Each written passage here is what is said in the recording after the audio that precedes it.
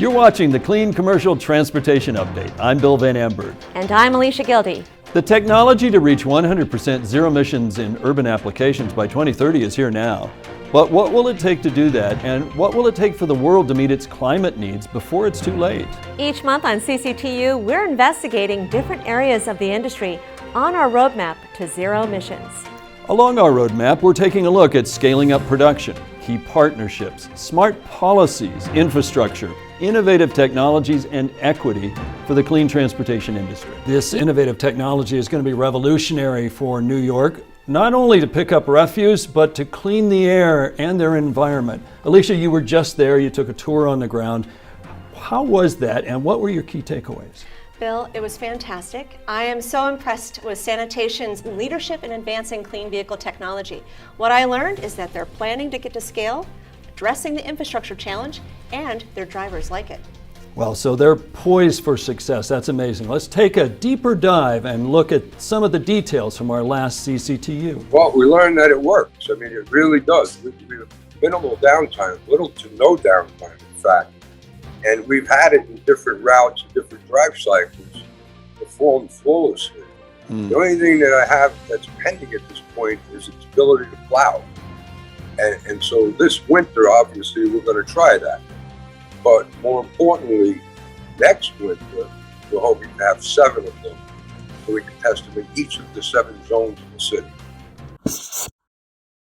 Ben, first question to you, if we can today. One of the things that I think really impressed us, and one of the big announcements that kind of framed in our mind Climate Week, was the powerful legislation that was signed by New York's new governor, Hochul, that not only commits to 100% zero emission cars, but zero emission trucks and buses by 2045. Essentially, that aligns with the advanced clean truck rule in California. That is really exciting. But what is the next step for that? It's now kind of a goal for the state. What needs to happen to put that into regulatory structure? Yeah, it's really nice to see her start her administration with such a bang and in our subject area as well. So that's meaningful for CalSTART and our partners. But it's legislation and it functions kind of like an executive order, right? There's no built-in enforcement mechanism.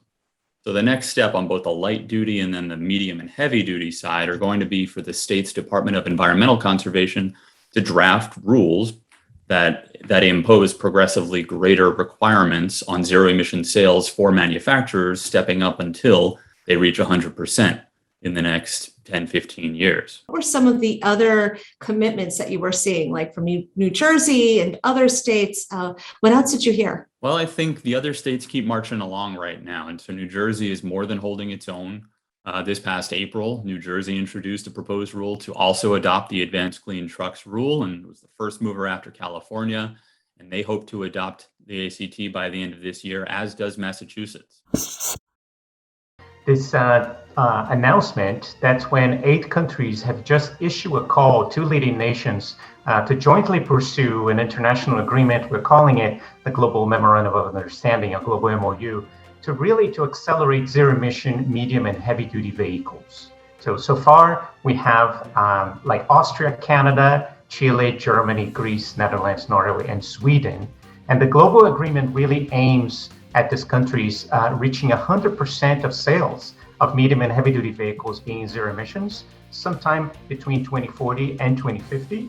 And with the ultimate goal of achieving net zero emissions by 2050 to reach our Paris Agreement climate goals. Well, exciting news on HVIP for all of our commercial fleets.